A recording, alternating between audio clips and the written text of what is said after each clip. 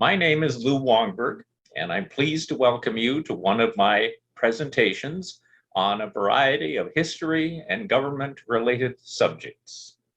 We explore as many different variations, and we try to find out the story behind the story, to ask the question of why did this happen, and to look at the quirks and idiosyncrasies of the various personalities who have made history. Most of the time, we focus on US history, but once in a while, we will stray into variations that happen in the world. Anyway, I hope that you are able to enjoy this presentation that will be coming, and that you come and join with us frequently, as these will be appearing on YouTube as they are recorded from week to week. And with that, I welcome you to Lou Wongberg's presentations in the world of history and government.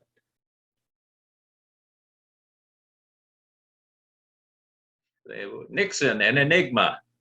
A riddle wrapped in a mystery inside an enigma, Winston Churchill said of the Germans and the Nazis in October of 1939, and I think it describes Nixon as well. What is an enigma? An enigma is something that's hard to understand or to explain. An inscrutable or mysterious person, an obscure speech or writing. And one of the reasons that I chose the topic today is I think that most of you would have personal recollection of this whole Nixon time and his scandal. Now, we can't cover all of Nixon's life, but going way back to the time when he served in the military, he was a poor kid, came out of a relatively poor place in California, served in the Navy, was elected to Congress as a very conservative person, and then quickly elected to the Senate. He was Mr. Anti-Communist during the period of the McCarthy hearings. One of the things that's underlying what we're talking about is an encounter with the rule of law. We use this phrase so kind of casually, but the rule of law really has major meanings. It really says that no one is above the law. And if there's a theme that runs through all of the Nixon and Watergate experience, it is that everyone must follow the law. The law applies to everyone. And that we are a nation of laws and not of men, no matter who the man or woman might be.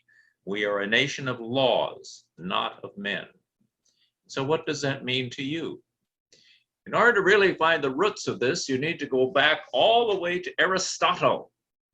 Aristotle he coined the phrase, the rule of law, and it has to be distinguished from the phrase, a rule of law.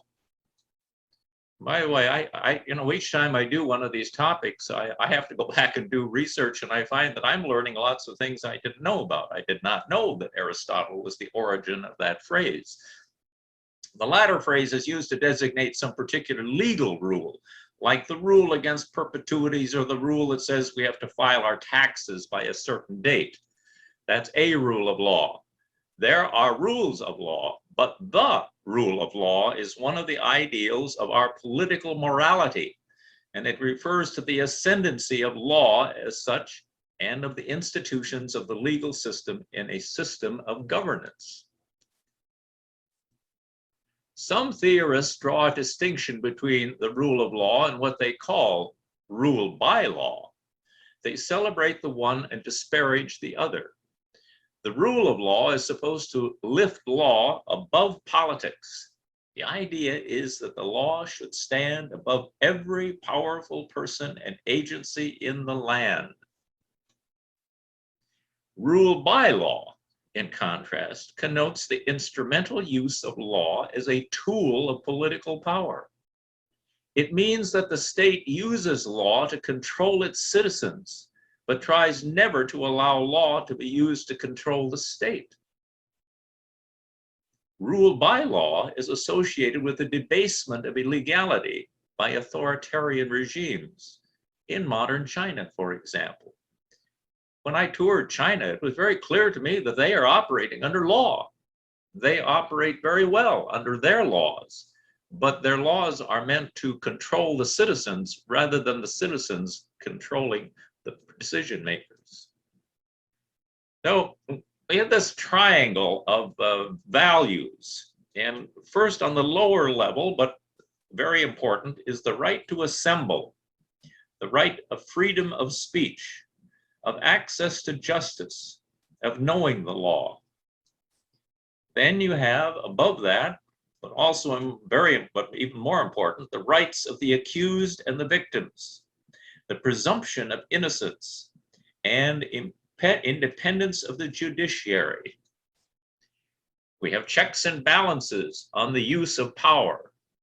And then ultimately, equality before the law, no matter who you are, where you came from, no matter what your ethnic, racial, whatever your background, you should have equality before the law. And this is something we struggle with. And I would submit that there are huge parts of our population that still do not have equality before the law. Nevertheless, it remains our objective, and we have to work towards it. Let's take a look now at 1968. Who were the candidates in 1968, if you remember? And it was not just two.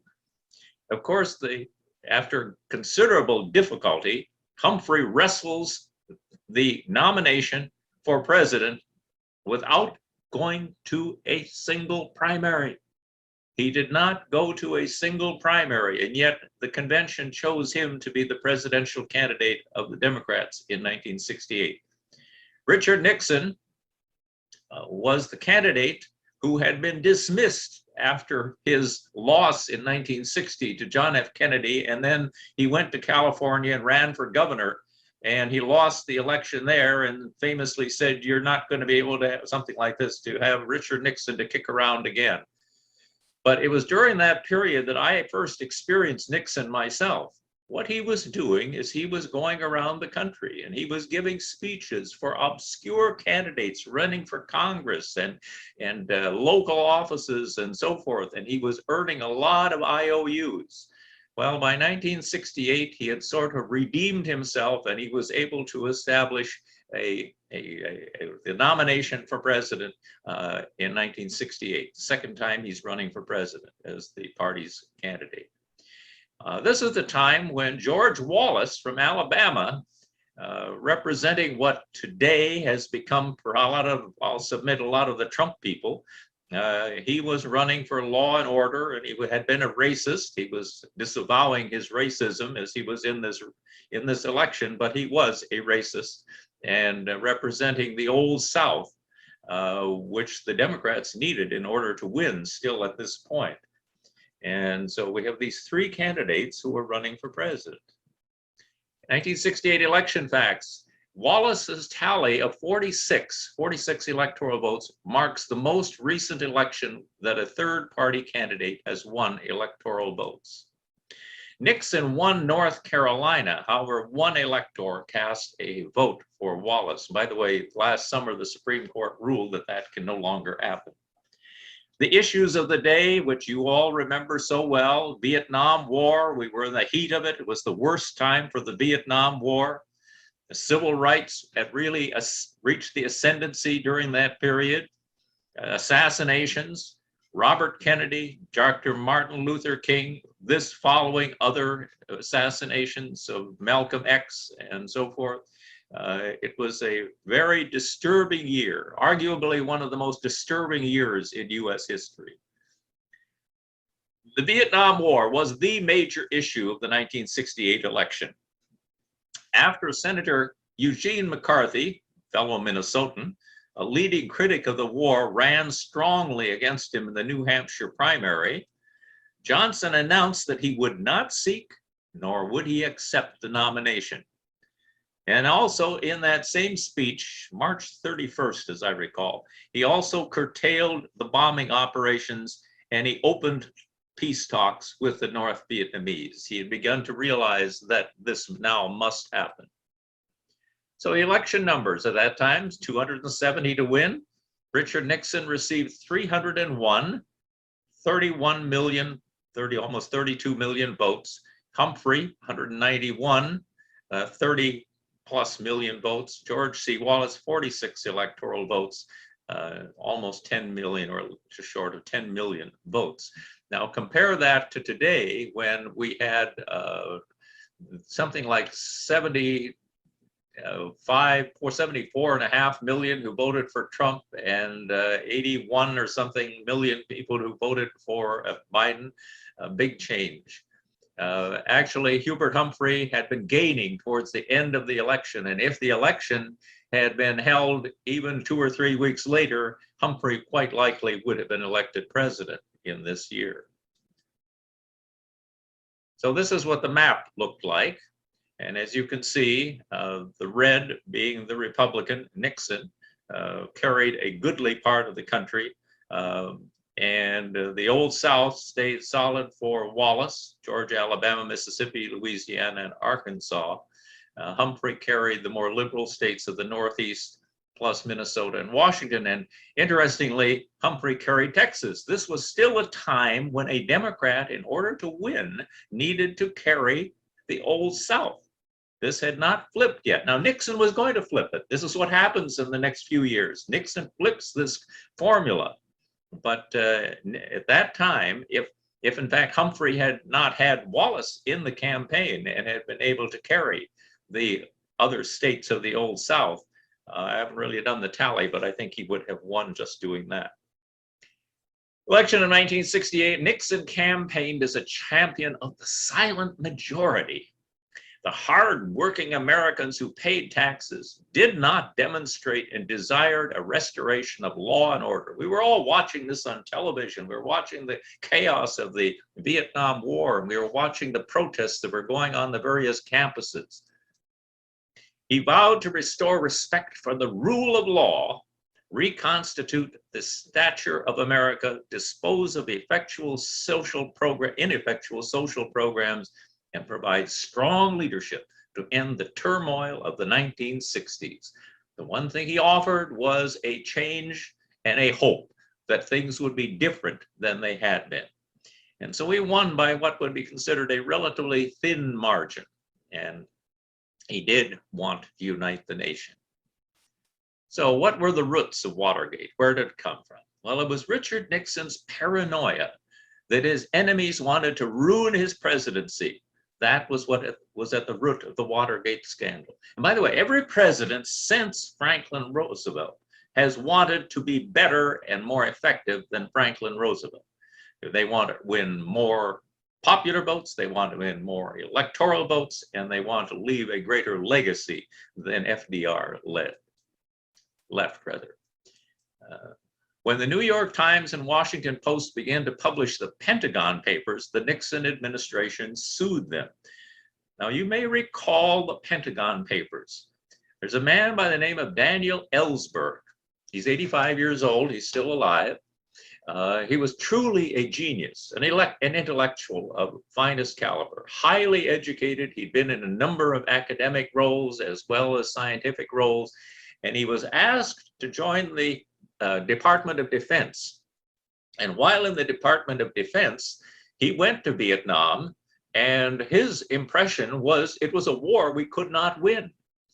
And so a 7,000-page report was prepared for McNamara, who was the Secretary of Defense, and it wasn't being published. It wasn't being released. And this was very frustrating to Mr. Ellsberg. First, he went to a lot of the senators and congressmen and asked if they wouldn't take hold of it and do something with it, but they wouldn't. Finally, he was able to persuade the New York Times and the Washington Post to begin to publish parts of this 7,000-piece paper called the Pentagon Paper. And of course, it was illegal, espionage, you see, is what you call it, for him to do this because he was an employee of the US government in the State Department. Now, you may have forgotten all of that, but this was a big, big event at the time. And Nixon was paranoid that all of a sudden this news about what was going on in Vietnam was being released, and it was saying we couldn't win. Well, the United States is supposed to never say we can't win. So Watergate enters the Nixon campaign. There's a break-in that takes place. The break-in was eventually tied to the Nixon re-election campaign through a $25,000 check from a Republican donor that was laundered through a Mexican bank and deposited in the account of Watergate burglar Bernard Barker. Now, there's a little personal thing here. One of the major contributors to my campaign for governor in 1982 was this same Ken Dahlberg. Ken Dahlberg had started in the late 40s with a device that you would put under your pillow if you were in the hospital so you could hear a radio. Well, that led to his getting into the hearing aid business, and so one of the major hearing aid companies is his legacy, and he was a well, he died a few years ago, but was a multi-millionaire and a very ardent Republican. Anyway, he made a major campaign loan to my campaign, which of course was never repaid. But it didn't bother him, I'm sure, because he was very rich. So we get to the election of 1972, and I want you to look at that red. Only Massachusetts and the District of Columbia voted Democrat that year. Nixon wanted a landslide victory in 72 in order to eclipse what FDR had had. He wanted a mandate to rule, and those loyal to Nixon committed illegal actions in order to get this to happen, and it did happen. Nixon tried to hide these illegal activities. We'll explore more about what his role in it really was. Watergate itself is a magnificent complex. It's located where there actually used to be a water gate leading into the Potomac River. And it's a complex that's a mixture of shopping and offices and residences and so forth. Beautiful, beautiful building. On June 17th, 1972, 5 men carrying wiretapping equipment were arrested breaking into the Democratic National Committee's headquarters, which were located in the Watergate complex in Washington, D.C. In fact, G. Gordon Liddy and E. Howard Hunt were former FBI and CIA agents currently working for Nixon's committee to re-elect the president. Their job was to protect the Nixon administration in any way necessary, illegal or not. This is what G. Gordon Liddy looked like, and he later had a radio program for a number of years. And this is Howard Hunt. Fixing the leaks. So there was also a leak about the Cambodian incursion. This was where the American troops illegally were operating in and out of Cambodia, which was a separate country, and that was a no-no. It was reported in the news. It was supposed to be top secret. The White House said, we want to know who's leaking. Somebody's leaking this information from within. Who is doing it?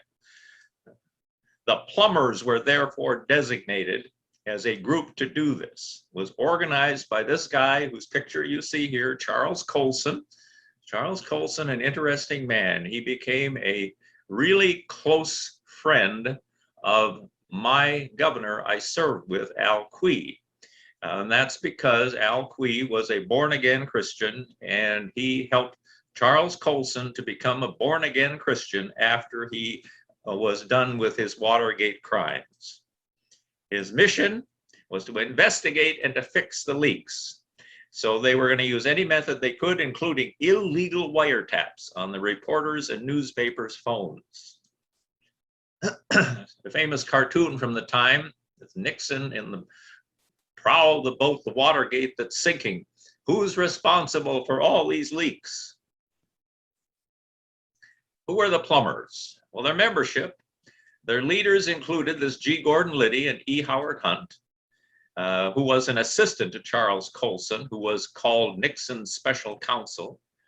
Others included James McCord, Bernard Baker, and they were after the Daniel Ellsberg papers. Plumbers broke into his psychiatrist's office to steal confidential files. They were sure that this man was sick, and they could find something that could be so embarrassing that it would go away. And they also planned an assault on an anti-war rally. These were nasty people. The plumbers changed direction, however. They began working for creep.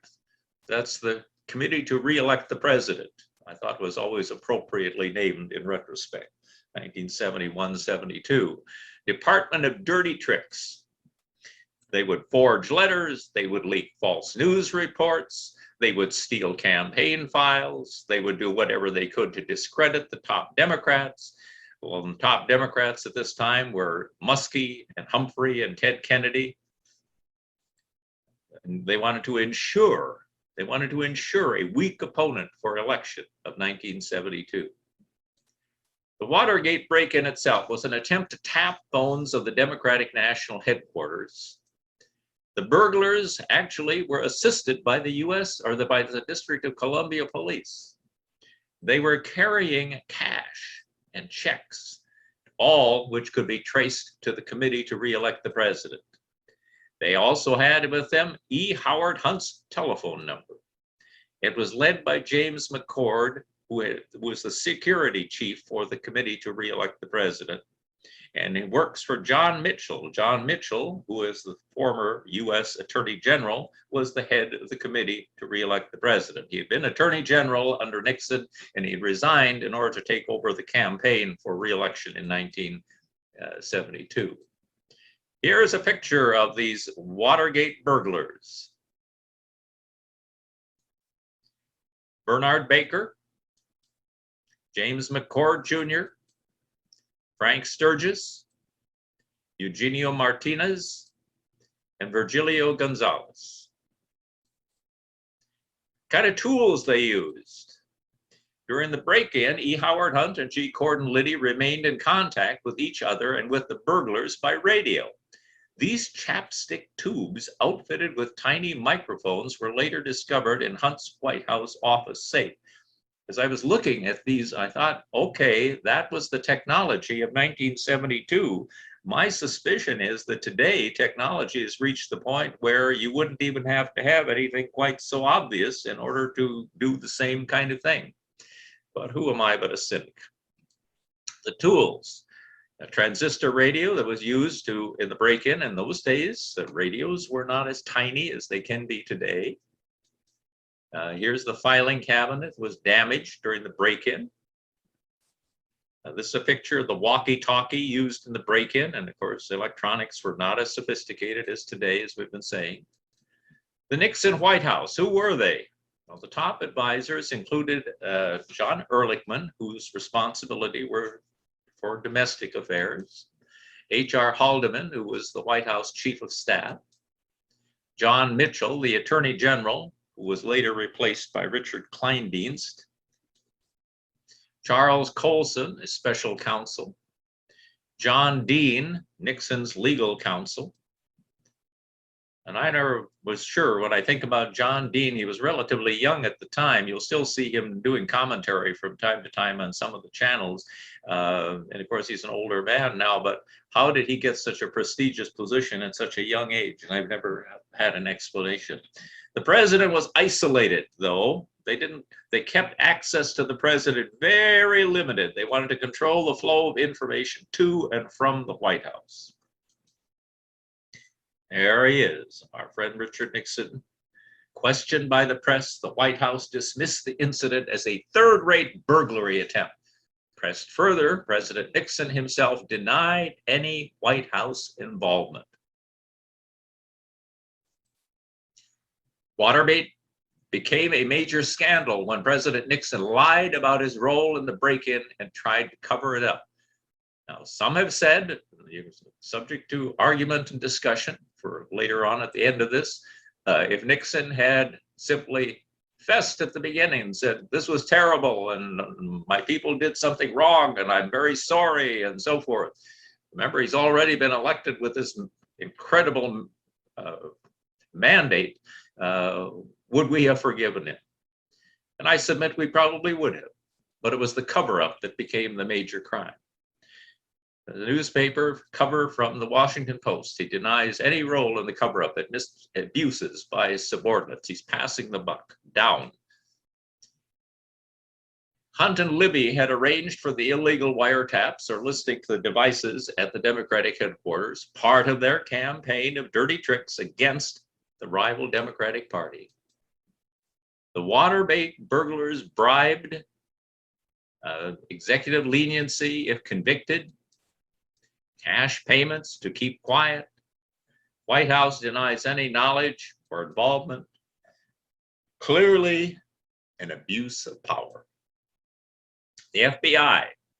The FBI was told to limit the investigation, only investigate the burglary. Oops. The FBI refused, to their credit. The CIA was told to call off the FBI on issues of national security. Should be an F in the off there for you. Sorry about that. The CIA, too, to their credit, refused to participate. So why does this even stay alive? Why doesn't it disappear in the bowels of the gray government that we have? It's because of these two guys, Woodward and Bernstein. They were working at the Washington Post, where the editor was Ben Bradley. They were engaged in investigative journalism. They refused to believe the White House. They were local reporters, however. They were not even part of the regular White House press corps.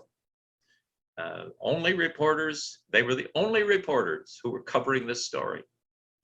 And they were able to keep the story in the public eye. Well, eventually we get Judge John Sirica, I'm not pronouncing it right, Maximum John Sirica, who is involved. And he presides over the trial. There were convictions of the 5 burglars, which includes James McCord. Hunt and Liddy took the rap, they confessed. And everybody hopes the investigation ends there. That's it, we're done. We've got our guys, they're going to jail. They're going to take the hit. The judge imposes fairly heavy sentences, but promises leniency for full confession. And somebody's always going to squeal. James McCord confessed. Names high-ranking White House officials. Nixon again responds. Now it's getting closer to him. So what does he do? He fires Ehrlichman and Haldeman and Kleindienst. Elliot Richardson is the new Attorney General. And he appoints a special prosecutor to check this out, find out what really the facts are. The special prosecutor is Archibald Cox, who begins investigating White House involvement. Now, you always remember Sam Urban, that's Howard Baker to the left of him. In May of 1973, Congress began hearings to investigate the scandal and found that Nixon's former Attorney General John Mitchell, head of Nixon's Committee to Re-elect the President, CREEP, controlled a fund to pay for espionage operations. And so they began to investigate the role of the White House. The Republicans strike first on the first day of hearings. The committee is very disorganized. They don't know the facts yet. The Republicans attacked. They accused it of being a witch hunt. The question that ultimately is asked here is, what did the president know? And when did he know it? But the hearings go on. The hearings were televised in their entirety, and many of you would probably sat somewhere and watched these hearings. They focused on when the president knew of the break-in. June of 1973, former White House legal counsel John Dean delivered devastating testimony that implicated Nixon from the earliest days of Watergate. The committee counters. They reorganize, they get their act together. They begin asking pertinent and penetrating questions. And they have this man, Alex Butterfield, come to testify in July of 1973. He's White House security chief. And he admits Oval Office bugged. Nobody knew about that up until this point. No one knew that there was a recording system in the White House. So we have White House tapes that become part of the whole act here. In September of 1973, the judge orders that the tapes be turned over.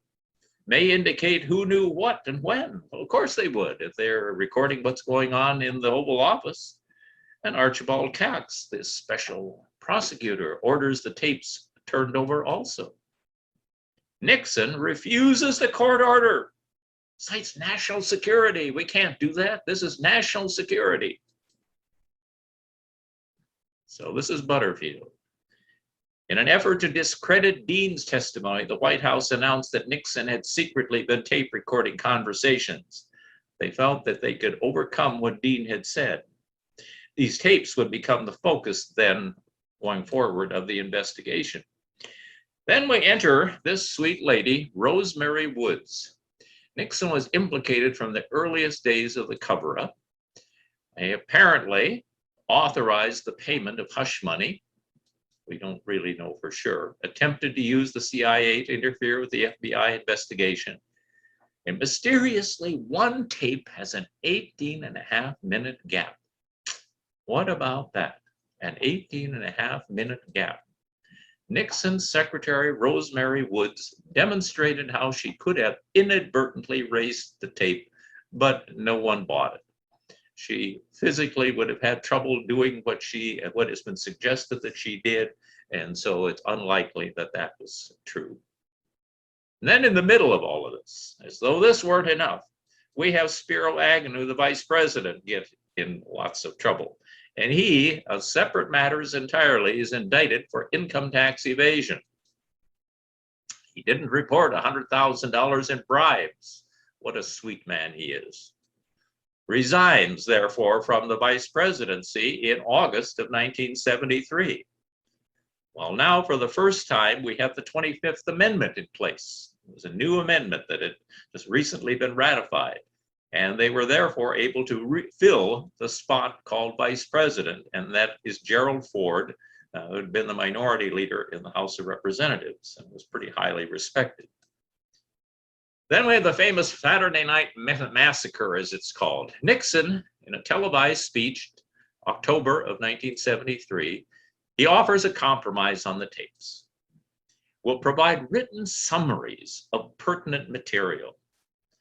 He orders Cox, the special prosecutor, to stop asking for the tapes. Cox refused the next day. Richardson, then was acting as it was the Attorney General, was ordered to fire Cox. He refuses, and he is fired, or maybe he actually quit. William Ruckelshaus, Assistant Attorney General, is told to fire Cox. He refuses, and he's fired or quits. Robert Bork, who later nominated for the Supreme Court and never confirmed, is the Solicitor General, and he proceeds to fire Cox. Cox replaced by Leon Jaworski. Jaworski demands the tapes. There's public outrage. There was an outcry in this country. It was incredible. This was probably the biggest news of 1973. Sees the firings as an admission of guilt, and I think that's a logical conclusion. So the release of the tapes. The tapes revealed several crucial conversations that took place between the president and his counsel, John Dean. In this conversation, Dean summarized many aspects of the Watergate case and focused on the subsequent cover-up, describing it as a cancer on the presidency. The burglary team was being paid hush money for their silence. At the time of the initial congressional impeachment, it was not known if Nixon had known and approved of the payments to the Watergate defendants earlier than this conversation. On December 7th, 1973, that's when they found the 18.5-minute portion of one recorded tape that had been erased. That's how long all of this is taking. Nixon's longtime personal secretary, Rosemary Woods, said she had accidentally erased the tape by pushing the wrong pedal on her tape player when answering the phone. So Nixon was accused of both the obstruction of justice and the abuse of power. Now we're moving all the way to 1974, next summer.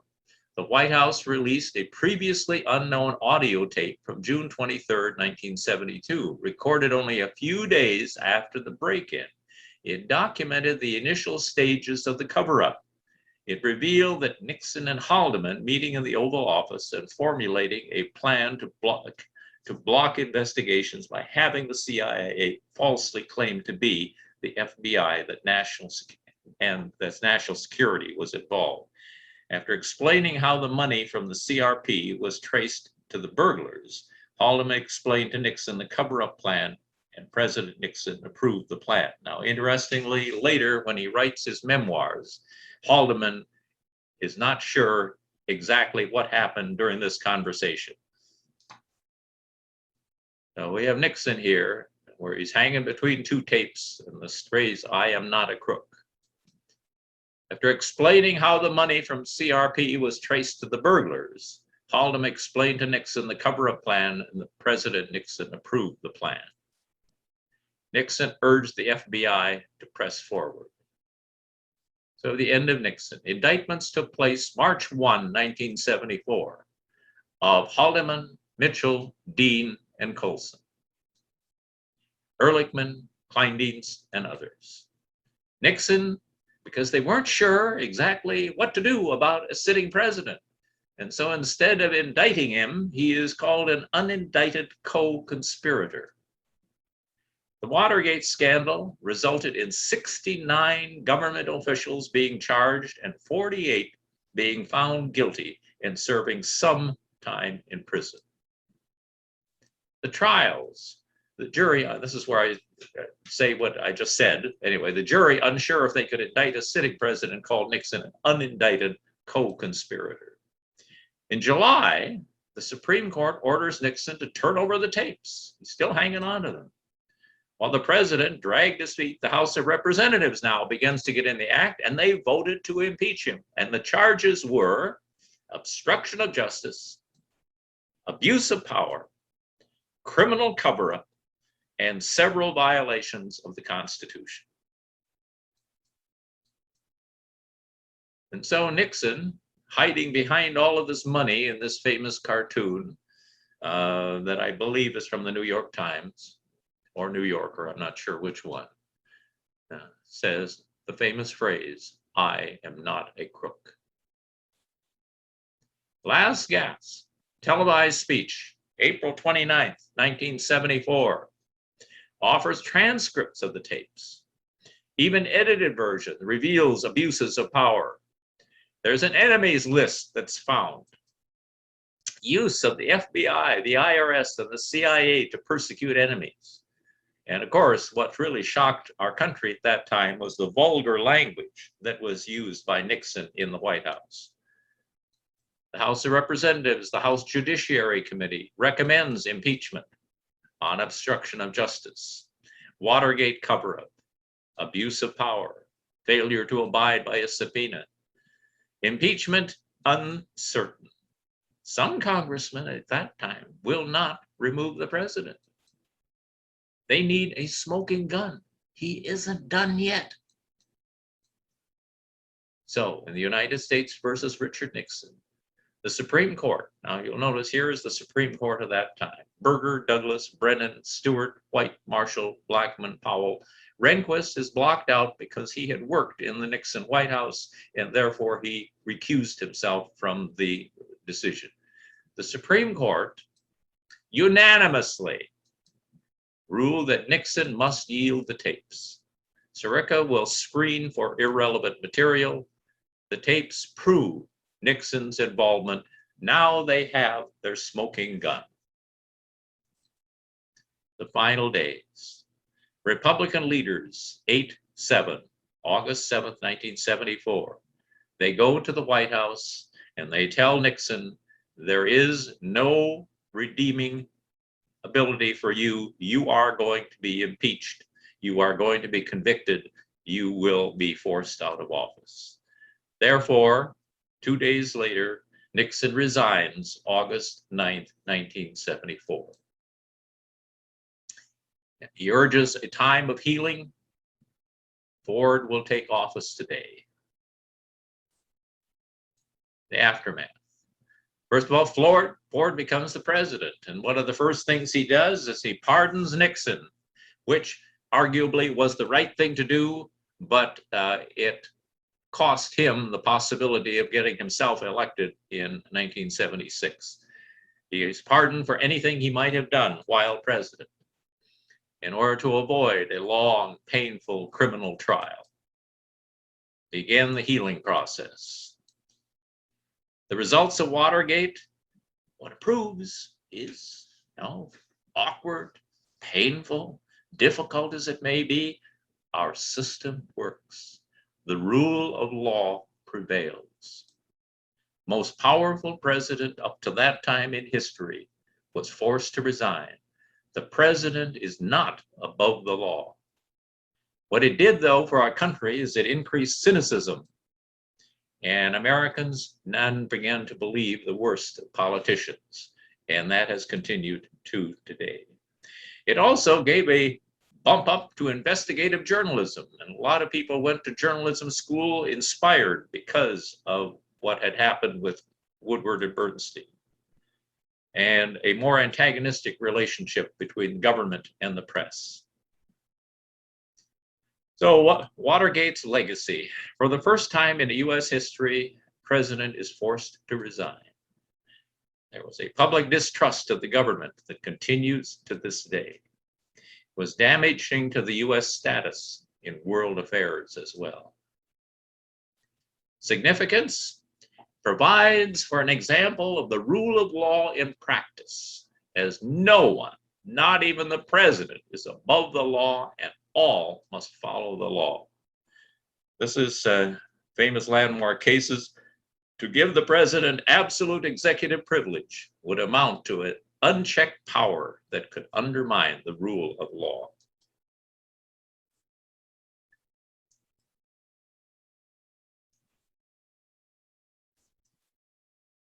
This video will summarize all of what we've gone through a little bit better than I could.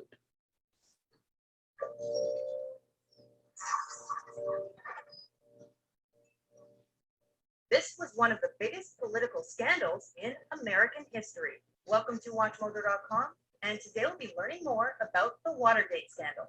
The thing that's so appalling to me is that the president, when this whole idea was suggested to him, didn't in righteous indignation rise up and say, "Get out of here, you're in the office of the President of the United States. How can you talk about blackmail and bribery and keeping witnesses silent?" In mid-1971, the Pentagon Papers were leaked.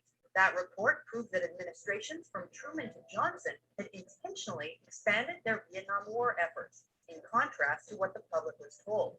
The Nixon administration then panicked and formed a covert group to halt leaks. Nixon advisor John Ehrlichman assembled the White House plumbers and included former CIA agent E. Howard Hunt and former FBI agent G. Gordon Liddy. Soon, the president's political rivals were recorded on Nixon's enemies list. Politicians, journalists, and even Hollywood actors Nixon feared could stop his re-election were included and were harassed by the administration with tax audits, legal action, and more. Prior to the 1972 election, the Republicans created a committee for the re-election of the president, or CRP. John Mitchell stepped down as Attorney General to chair that committee. The CRP used questionable and illegal means to achieve their goal. For example, Mitchell kept a slush fund to subsidize information gathering on the Democrats. Ultimately, a plan was approved to bug and steal information from the Democratic National Committee headquarters at the Watergate Hotel. On June 17, 1972, during the second of these break-ins, the burglars were arrested. The Democratic National Committee is trying to solve a spy mystery. It began before dawn Saturday when 5 intruders were captured by police inside the offices of the committee in Washington. The FBI quickly linked those arrested with Hunt. Because of Hunt's connection to the plumbers, Nixon ordered his chief of staff, Bob Haldeman, to instruct the CIA to block further FBI investigation into the finances behind the Watergate break-in. The cover-up began. Mr. Nixon, did you know about the burglary of our Democratic National Headquarters at the Watergate? The Nixon administration then officially denied involvement in the burglary. However, more clues emerged that conflicted with this. Aside from the Hunt connection, one of the burglars was a Republican Party aide, and a paper trail led to the CRP. On June 20th, Washington Post journalists Bob Woodward and Carl Bernstein reported on the Hunt connection with confirmation from their anonymous source, Deep Throat. This team was instrumental in unraveling the Watergate case and in implicating the Justice Department, the FBI, the CIA, and the White House. In 2005, Deep Throat was revealed as former FBI Deputy Director Mark Felt. By September 1972, the burglars, Hunt and Liddy, were indicted by a grand jury. Despite connections to the scandal, Nixon was decisively reelected that November. The burglars pleaded guilty before Hunt and Liddy went to trial in early '73.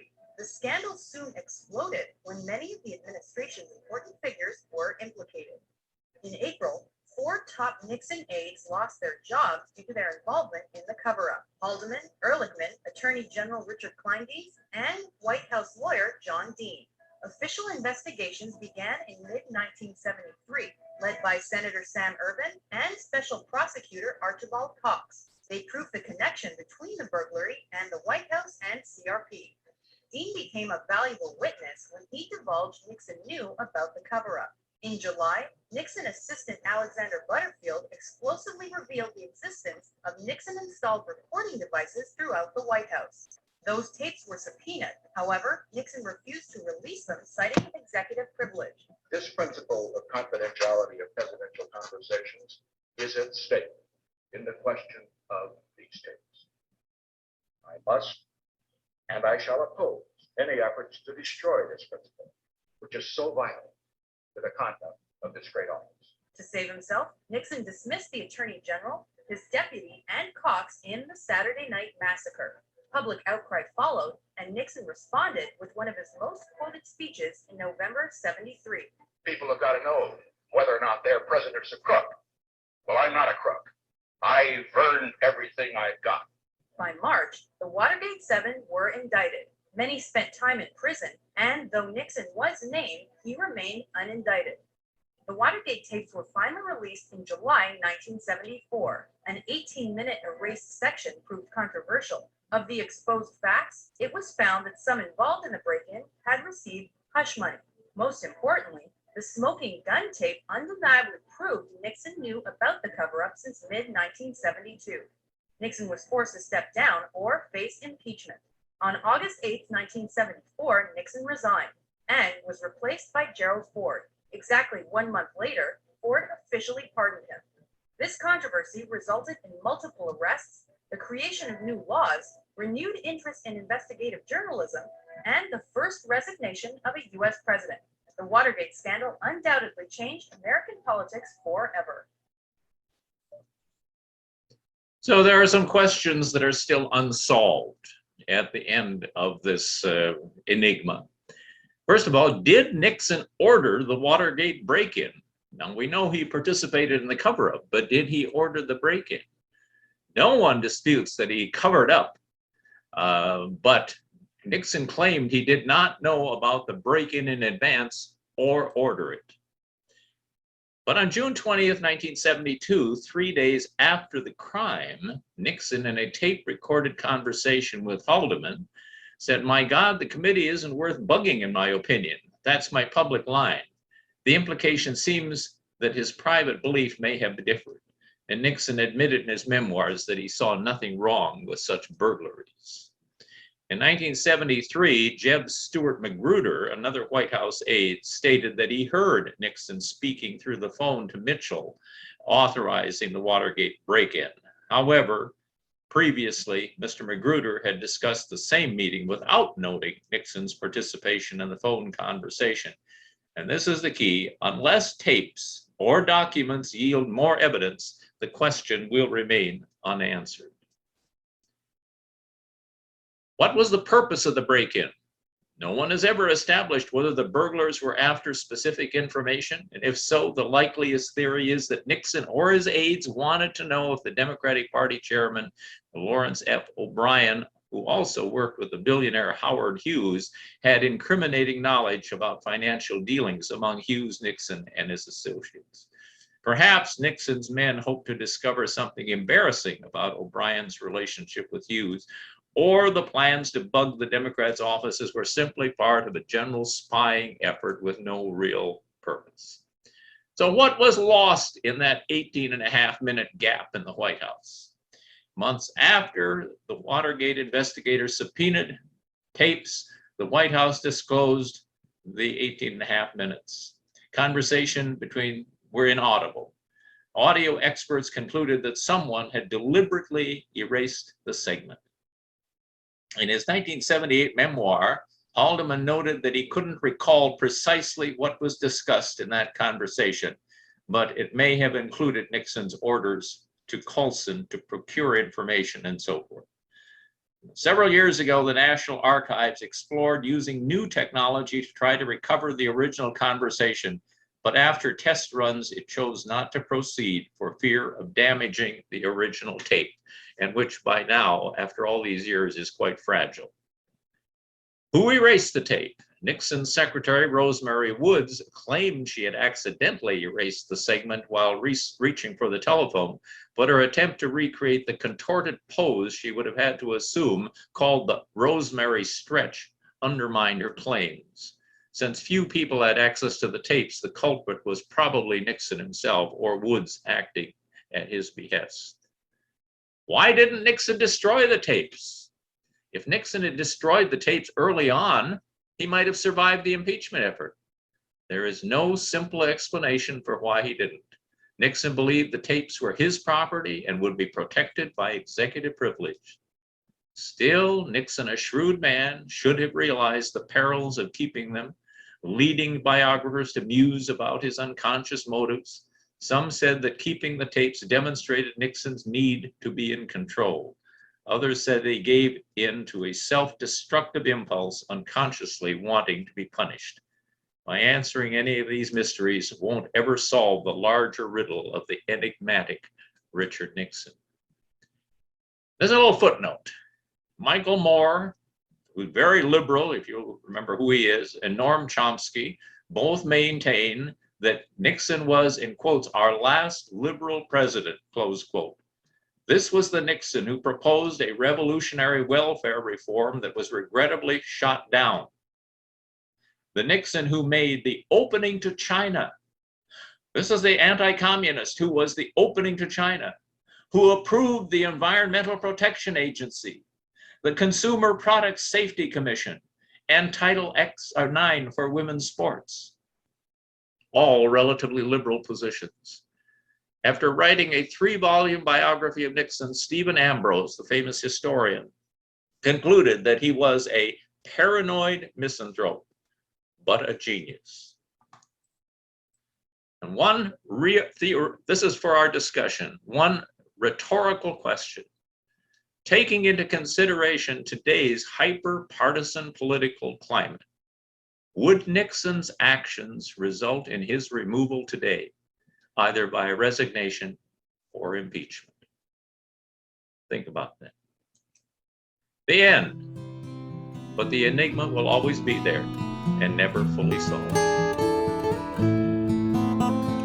And so that is the story of Richard Nixon.